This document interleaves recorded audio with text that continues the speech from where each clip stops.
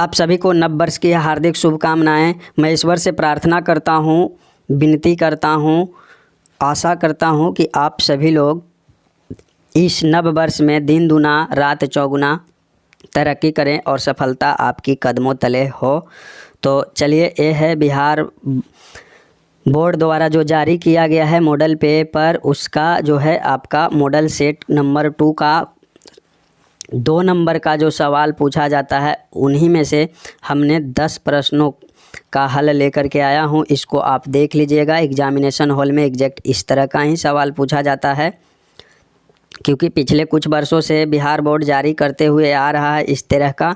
तो आप लोग बिल्कुल मिस ना करें, शुरू से लास्ट तक वीडियो में बने रहें। मेरे पास अभी जो अवेलेबल नहीं था, मैं कहीं अलग जगह पे हूं और सेटअप अवेलेबल नहीं होने के कारण अभी जस्ट इसको हमने हल किया। वीडियो क्रिएट कर ही रहा था बट हो नहीं पाया कैमरा थ्रू, तो स्क्रीन पे हमने आपको दिखा रहा हूँ। सारा कुछ लिखा हुआ है, बस समझना है आपको। तो चलिए, इसमें पूछा जा रहा है कि बिंदुओं 0, 0 और 36, 15 के बीच की दूरी के लिए पूछा जा रहा है। तो बीच की दूरी का आपका एक फॉर्मूला होता है ना, √x2 - x1 के the whole square plus y2 - y1 के दी होल स्क्वायर है। यह है आपका फॉर्मूला। बीच की दूरी निकालने के लिए जब कभी भी पूछा जाए तो ये फॉर्मूला आपको अप्लाई करना होगा। तो चलिए आगे बढ़ते हैं। यहाँ पे हमने कुछ नहीं किया। यहाँ पे है आपका x1 ये होता है, x2 ये होता है और y1 ये होता है, y2 ये होता है। सारा कुछ हमने लिख दिया है। तो यहाँ पे मान बैठा लीजिए आप लोग। यहाँ पे x2 - x1, तो x2 यहाँ पे है और x1 यहाँ पे है। तो 36 - 0 हो गया आपका, और यहाँ पे y2 - y1, तो y2 यहाँ पे है और y1 यहाँ पे है। तो 15 - 0 के दी होल स्क्वायर, तो हमने यहाँ पे मान बैठा लिया। अब इसको स्क्वायर करेंगे। देखिए, 36 में से 0 घटाएंगे तो कोई फ़र्क पड़ना नहीं है, और 15 में से भी 0 घटाएंगे तो कोई फ़र्क नहीं पड़ना है। तो 36 के स्क्वायर करेंगे तो 1296 आएगा, और 25 के स्क्वायर करेंगे तो 225 आएगा। दोनों को ऐड करने के बाद आपको मिलेगा 1521 √1521, और 1521 का वर्गमूल होता है आपका 3939। तो यही अपना आंसर हो जाएगा, ऑप्शन नंबर डी। चलिए आगे बढ़ते हैं। ये सभी सवाल जो है, ये सभी प्रश्न है वो 2 नंबर में पूछे जाते हैं। तो 2 नंबर का है, देखिए हमने यहाँ पे साइड में लिख दिया है। तो आप लोग है ना, इन सब प्रश्न को करके जाएं ताकि आपको एग्ज़ाम हॉल में दिक्कत ना हो। और ये जो प्रश्न आपको दिख रहा है ना, ये प्रश्न बहुत बार पूछा गया है बिहार बोर्ड में, और इस बार भी है इसी तरह का प्रश्न पूछा जाएगा। बस यहाँ पे ये सिर्फ बदला जाएगा या ये बदला जाएगा, ये तो एकदम सेम ही रहना है। हर बार रहती है एक क्वेश्चन पक्का 100%। तो इसको आप करके जाएंगे, देख लीजिए हमने किया हुआ है, अभी जस्ट किया हुआ है इसको। तो सेक थीटा बराबर फॉर्मूला होता है, अगर आपने पढ़ी होगी तो आपको याद है, कर्ण बटा आधार होता है, AC/BC होता है। तो आपको दिया गया है कर्ण बटा आधार दे दिया गया है, तो हमने एक त्रिभुज बनाया यहाँ पे ऐसे करके। तो कर्ण दिया गया है AC दे दिया गया है, AC बराबर 13, और BC आधार भी दिया गया है, BC भी दे दिया गया है आपका 12। तो आपको निकालना क्या है, निकालना है यहाँ पे लंब निकालना है, हाइट निकालना है ना। तो लंब निकालना है आपको। तो लंब बराबर फॉर्मूला होता है √ कर्ण स्क्वायर - आधार स्क्वायर। यहाँ पे हमने लिख दिया है। ये जो है ये आपका फॉर्मूला है लंब निकालने के लिए।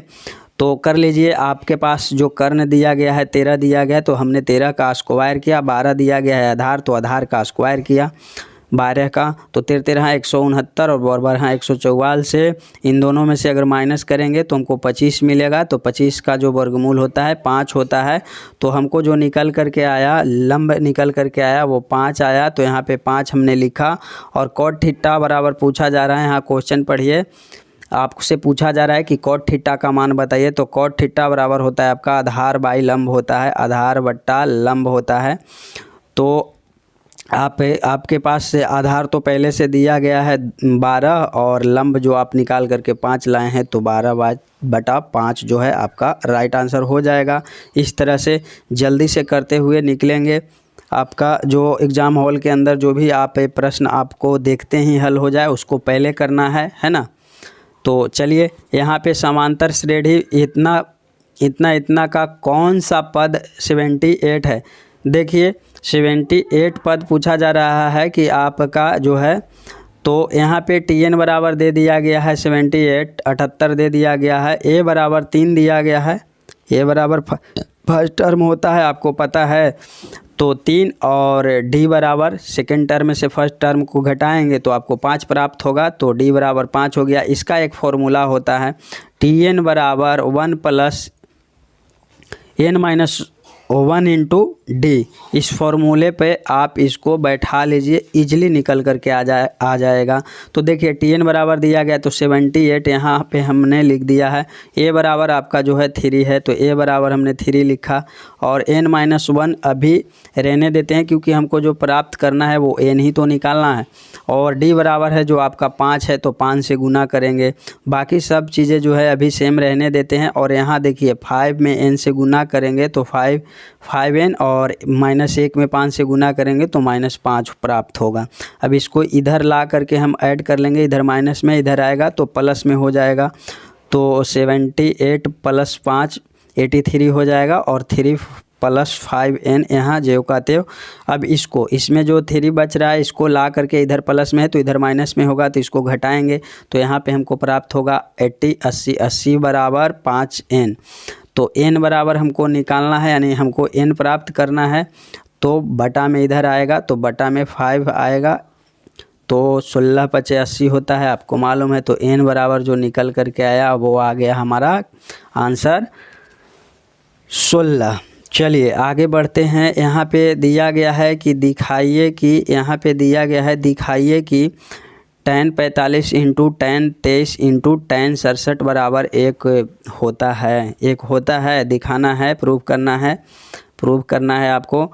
तो देख लीजिए tan 45 से है तो tan 45 लिखा हमने, tan इंटू 90 माइनस 67 करेंगे तो हमको tan 23 नहीं मिल जाएगा। यहाँ पे हम 90 माइनस 67 कर लेंगे तो tan 23 हमको प्राप्त हो जाएगा, इंटू tan 67 ज्यों का त्यों अभी रहने देते हैं। अब tan 45 ज्यों का त्यों हमने रहने दिया, और इसका जो फॉर्मूला होता है tan 90 माइनस थीटा बराबर होता है आपका cot थीटा। तो यहाँ पे cot 67 हमने लिख दिया है ना, cot 67 लिख दिया, और यहाँ पे ज्यों का त्यों। अब इन दोनों का जो मान होता है cot 67 यहाँ पे दिया गया, cot थीटा और tan थीटा का जो मान होता है आपका वो 1 होता है। cot थीटा tan थीटा बराबर क्या होता है, 1 होता है। और यहाँ पे tan 45 का जो मान है आपका, tan 45 का भी मान 1 होता है। तो यहाँ पे हमने 1 गुना 1 किया तो 1 मिल करके हमको निकल करके आया। तो ये प्रूव्ड हो गया कि हाँ एक कथन जो है, ये जो क्वेश्चन पूछा गया वो सही है।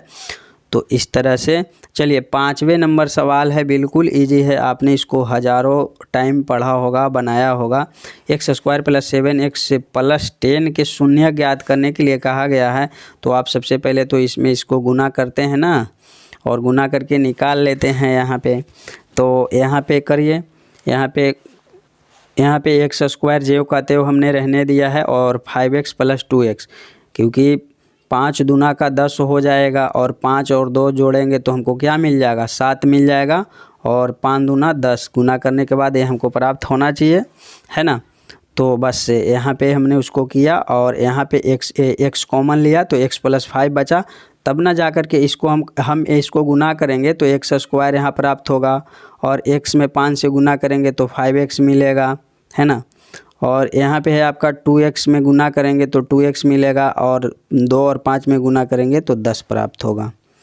तो इस तरह से अब इसको हम x + 5 लिख दिए और x + 2 लिख दिए। इसका शून्यक पूछा गया था, तो x + 5 बराबर 0, तो x बराबर -5, और यहाँ पे x + 2 बराबर 0, तो x बराबर -2। तो शून्यक जो निकल करके आया, एक x बराबर आया -5, एक शून्यक आया हमारा, और दूसरा -2। तो ये 2 शून्यक निकल करके आया हमारा। चलिए इसमें पूछा जा रहा है ना, इस तरह के प्रश्न भी आपको 3 से 4 प्रश्न देखने को मिलेंगे।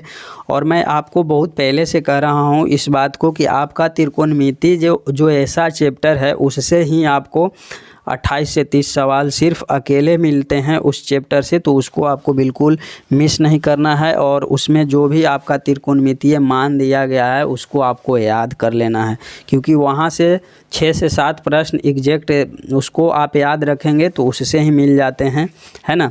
तो आसानी से आप बहुत अच्छे अंक प्राप्त कर सकते हैं, खास करके गणित में आप कर सकते हैं। तो इसमें पूछा गया है कि 2 का अधिकतम घात कितना होता है।